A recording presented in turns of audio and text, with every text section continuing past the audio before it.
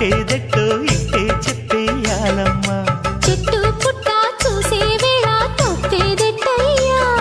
కుమారి చంపకెన్ని కెంపులో భరించు కళ్ళకెన్ని రంగులో.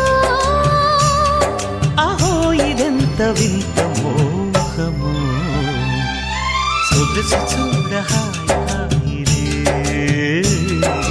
తెలిసి నేడు ఇంత హాయి.